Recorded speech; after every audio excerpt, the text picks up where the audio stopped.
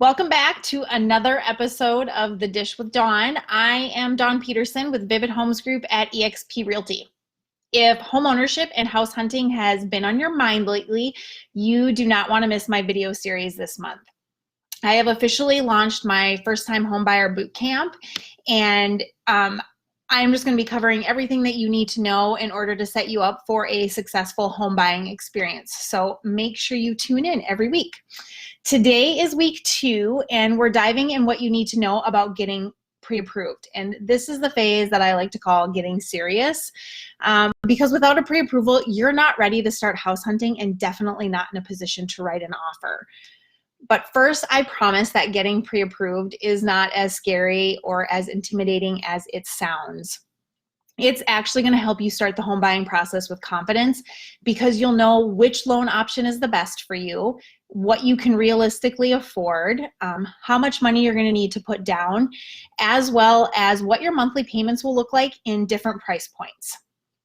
So first, what does it mean to get pre-approved and why is it important? Getting pre-approved means that you have submitted the required information and documentation to a lender who will then run your credit and verify the documentation to approve you for a loan.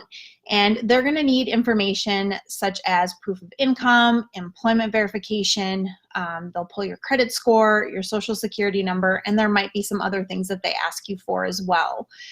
This information is important because you'll need a pre-approval letter in order to write an offer. You won't even get anyone to look at your offer unless you have a pre-approval letter attached to that.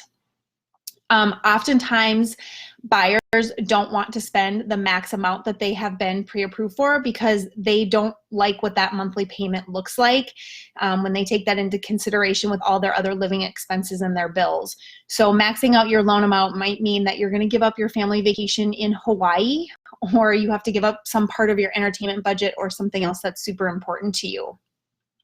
It's also important so that you know what your monthly expenses are going to be based on a specific loan amount. So what happens if you start the house hunting process before getting pre-approved? Well, because licensed real estate agents know and understand the importance of a pre-approval letter from a buyer, most agents are not even going to start the house hunting process with you until they have that letter. I do have a list of trusted lenders that I choose to partner with, and that's where I send my buyers to help them get pre-approved. We're in this together, and you don't have to go this alone. And that's how I make the process a little bit less scary and intimidating for my clients, is by having some trusted lenders who do a great job. You also want to run your credit and determine your house hunting price range to make sure that you are comfortable within those price ranges.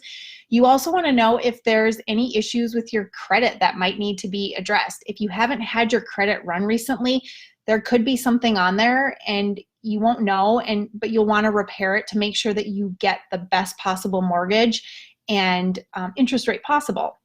So many lenders will work with buyers to improve their credit score or make changes, so that will put them in the best position possible for purchasing a home. Lastly, could you imagine if you skipped this process and you found the house of your dreams and you absolutely fell in love with it and became emotionally attached to it, only to realize that it's out of your price range? That can be devastating. Even worse, you could figure out that the home is within your price range, but it's at the tippy top of your budget, and you're not comfortable with that monthly amount. And after incorporating the taxes and your interest rate, but now you're stuck with it. So figuring this all out in advance will allow you to start your home search with confidence and set you up for success. You'll be able to take the time that you need to find a lender that you feel comfortable with and understand all of your options ahead of time. Remember, the pre-approval process is about getting serious and positioning yourself to make smart real estate decisions rather than wind up with buyer's remorse or unwanted surprises along the way. So once you're officially pre-approved, the house hunting can begin, which is exactly what we're going to talk about next week.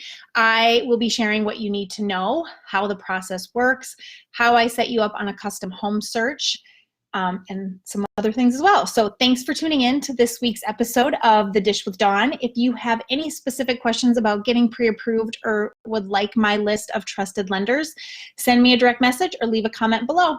Thanks, everyone. Have a great day. Bye-bye.